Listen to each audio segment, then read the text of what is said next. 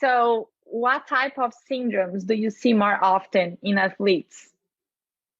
The McKenzie syndromes. Yeah, so I think if we look at most of the athletes I see, it would be probably the number one classification would be derangement, or what we term derangement in the McKenzie terminology.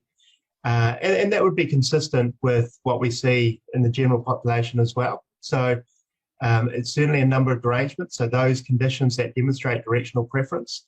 On top of that, the next most common would probably be the contractile dysfunction, I would see, which is probably a higher proportion than what I'd see in the general population, so the tendinopathies. And then the other classifications would be around potentially trauma or structurally compromised, which fit into the other subgroup.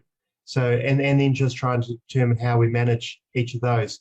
So I think derangement, certainly, which is exciting for an athlete, if we can demonstrate directional preference with them and show them what movements they can do to reduce their pain or symptoms and improve their function, then that's always exciting for an athlete because you can get a quick turnaround. But certainly contractile dysfunctions are a high proportion as well. And as I say, probably more so in the athlete, I would see this at various stages of contractile dysfunction compared to what I'd see in the general population. And then, considering those other classifications such as trauma or structurally compromised or potentially serious pathology in terms of fractures sometimes.